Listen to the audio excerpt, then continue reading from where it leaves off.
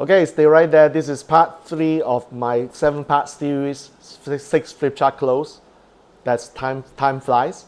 So I'm going to talk about flip chart number 2. So if you remember what I've said in flip chart 1, awesome. But if you have not watched flip chart 1, part 2, or even the overview of this video in part 1, please go back and watch, because if you do not start from the beginning, you may not understand what I'm talking about. Cool? Alright, so before I talk about flip chart number 2, I want you to do me a favor. And if you've been following my channel, you know what I'm asking you for. Yes, click the subscribe button below so that you can help me get these messages across to more people. And there's a bell button, hit the bell and get notified, so that again you know when I'm going to post another video on my channel. So thank you for that. Alright, so now we talk about flip chart number 2. Are you ready for this? Comment below, say you're ready. This is flip chart number 2. You may want to take a screenshot or the picture of this. Okay? So what this flip chart is about, let me just read out the content.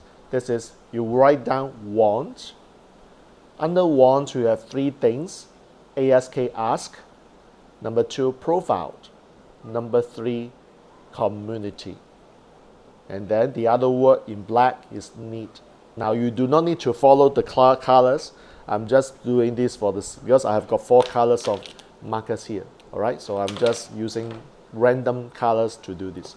Now, the first lesson that many people actually ask, that they suffer, they are speakers trainers, they do not know what to do when you want to fill the room but nobody show up, nobody is attending your presentation. And why is that so? Because number 1, many people don't know what their audiences, who their audiences are. Number 1, they do not know who their audiences are. And number 2 is, even though they know their audiences, they don't know what the problems they are facing. How many of you know what I'm talking about? So the saying is this, the languaging for this is a very simple marketing message. That is, people buy what they want. People buy what they want, but not what they need. You can even clarify further and say, people buy what they want, but not what you think they want. So never assume, so just rewind this because that's the languaging that I use. People buy what they want, not what they need. In other words, people buy what they want, not what you think they want. Okay? Here's the deal, because people have a lot of desire to buy something that they don't really need. How many of you are like this? How many of you actually bought something that you feel regretted after your logic comes back? At that moment, you feel very chill, very excited to buy something that's like buying remorse happens afterwards. All right, so therefore, when you make a buying decision, it's always based on emotion. And then you justify via the logic. And when the logic says that, oh my God, I make a wrong decision, you have remorse. You have buyer's remorse. Okay? So there's a saying. Since I know, in order to help people, I got to know what these people want. Okay, so this group of people, they kind of know their audiences, but the deal is that they do not know what their problems are. As an entrepreneur, we say, in order to help my clients, I've got to know what the problems or obstacles or the roadblocks they are facing, they are having. So it's very important, therefore, to actually talk about the word ask. So you write down ask, simple. You ask what the problems are. Do not assume. You ask what the problems are. Do not assume. So then I said, well, don't you remember when you come to this room, we have actually sent a survey form to all of you and asked you what's the struggle you have as a speaker, as a trainer. So you see that I turn around and let them realize that they actually have been subject to the same process. So it's not theory. The reason why I can say this is not theory because they are here and they have been subject to the process before they are able to come to this room. So therefore, that is a proof. There's a proof that this process works.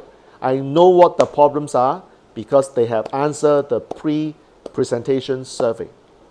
So this is something that you got to learn. Have you actually done any preview before in a small group setting and did not ask these people, your attendees, any questions about their problems, their struggles. Comment below. And now that you know this is important.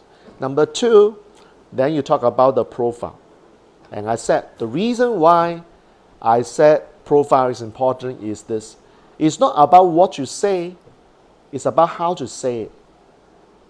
I have actually done something. To some of you who have been following me for a while, you do know that, so this is actually quite a hot, I didn't anticipate I would talk about this, but since I've got a few minutes, I want to show you something that I've been using called the Banco system. Now, if you don't know Banco system, I'm not here selling you. Remember, I promise I'm not here selling you anything. I'm just saying that this is what I do. I have the ability to actually code someone before they even come to the room. So all I did was that before the preview, I send them the link so that I got the Banco before they come for class. Some of them did not follow the rules. Remember, there are people who will never follow rules. So all I did is that I brought my cards. I asked them to sort the cards before the session. And all I did is that I then get a list of the participants with their Banco. And this is the cool thing. When I know the Banco, I can craft my presentation. I can open my presentation based on what they prefer to listen or to hear to. So to give you a metaphor, let's say I speak English. And in the room, these people are from mainland China. They do not understand English.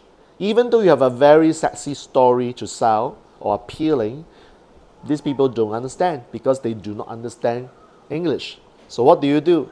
You've got to speak in Mandarin. You've got to understand that they can only understand what you say in the form of Mandarin. So it's not about what you say. It is important. You must have a very strong message, but it's about how you say it, which is even more important to help them understand. You notice that at the end, when I profile, I will be able to pick the languaging, the preference of what they can understand and communicate so that they can resonate. So throughout the beginning of this presentation, not this particular video, but in that preview, all I did was I used a lot of times this word called help, serve. Because when I'm speaking to a group of nurturing people, these people love to help, love to serve, avoid using the word sell. Because to them, selling is a sin. It's not good. So avoid using the word sin, S-I-N. Instead, use helping, serving, help you to help other people. I've been trained to do that, so it's very natural for me to come to use all this languaging. And I've got to be very transparent. There's no games to be played. In case people find that, oh, I'm doing all this to manipulate, so I handle this objection up front. Because 2 years ago, I've got somebody actually asking me that he didn't trust me because he said that, wow, you're so good with your languaging is manipulation. So I learned how to handle that objection from that point onwards. I said, well, in case you think that I'm actually manipulating, that's not. Because it's all about speaking your language so that you can understand what I'm saying. The fact is that if you are speaking Mandarin, if I'm speaking to you in English, you won't get it. So this is just a form of language to help you understand what I'm talking about. Does that make sense? So that's how I handle the objection. And most importantly, whatever I say all comes from one thing. This is good intention. When you have good intention, there's no manipulation, there's no games to be played. So I actually consistently hammer this concept called there's no manipulation. Whatever I say is with good intention. So then some of them actually within the first 10 minutes says that I'm authentic. It's like, that was good because the moment you've got someone who said that I'm transparent, I'm authentic, and it's coming from the mouth of a nurturing person, I won the game already. Okay, so I may not be that nurturing, yet they feel that I'm nurturing. Good, awesome. They feel that I'm authentic, awesome. I have done my part already. So whatever I do later on, as long as I keep it going, I'll be okay. All right. So then the next thing I say is that when you understand your profile, you are able to connect with them. You are able to speak the language so that they have a higher chance to understand your message. They are able to embrace whatever you offer. So that's the reason why profile is important. And the last thing that I talk about is that eventually, and this is for you also, so I'm not just teaching these people in the preview, I'm teaching you as well. So how many of you actually have your own community? comment below. If you have, awesome. If you don't have, this is an alarm. This is a flag. Because you've got to understand that you've got to have your own tribe, your community. So I said in the preview that 2 sources for me to actually say tribe, community is important. The first one is Russell Brunson. Russell Brunson talks about tribe. And how many of you actually know Russell Brunson talks about tribe? Because tribe is very powerful concept. And a lot of the influencers have their own tribes. How many of you are in the tribe of other influencers, in other people's community? That's what you understand, right? But I do know that in the room, not everybody know who is Russell Brunson. Like you may say, the guy who actually talk about ClickFunnels. I have got people in the room who ask, what is ClickFunnels? So do not assume because ClickFunnels is very, very common, very high profile tool, the funnel guys will know what they are talking about. Please do not assume. That's why I always said that you have to lower your level to make sure that you understand. They understand what you're talking about. So I said, well, other than this, there's another person, Professor Robert Cialdini, in his book Persuasion, talks about the powerful close is actually to build your tribe. So I actually give 2 references. And then the Professor Robert Cialdini's one, I talk about the book Persuasion. Persuasion is defined as what we call pre-sell something before you sell it. Persuasion. Persuade someone before you start persuading. So there's actually the whole freaking book on persuasion you can read. But that chapter, if I'm not wrong, maybe chapter 11 or chapter 12, that talks about the power of tribe. Okay, so that's a very important book that you must read if you're closing on stage or closing online. So that all being said, then remember this. The 3 things that you got to do when you want to find out what they want is to ask, do not assume. So I repeat what I've said. You've got to ask them, do not assume. You've got to speak the language so that your message can be understood. And number 3, this is key, build a tribe of followers so that when you get them in your tribe, you continue nurturing them, you continue helping them to understand your process, to understand your offer, your message better. Eventually, these people may come to you and say, you know what, I need your help. This morning, I just happened to have one friend of mine who I posted on my Facebook talking about the 6 flip chart close. The person actually asked me on Facebook, and it's public, so that I can say this. There's no private confidential. There's no P&C here. He asked me like, are you planning to actually start a stage closing class? So you see, that's the power. When you have established your authority, when you have been seen as helping other people to be successful, you will have someone knock your door and ask you this.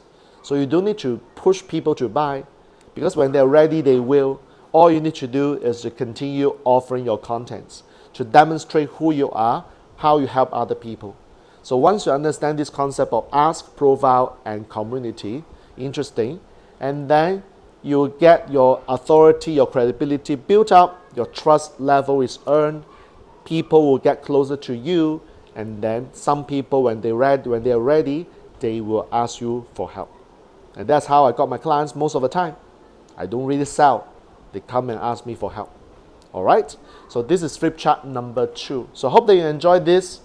At the end of the day, understand that it is the languaging, the choreography that matters. It's not so much about these words. Like I said on the Facebook post, it's not about what I've written, but the whole science behind the layers, understanding the people in the room, what exactly they want, what exactly they need me to help, so that then I use my languaging to give them what they want. All right.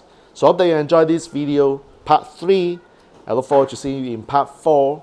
And most importantly, if you do have any questions, comments on speaking, training, and facilitation, comment below, and I will consider answering some of these questions in the form of future videos. Cool?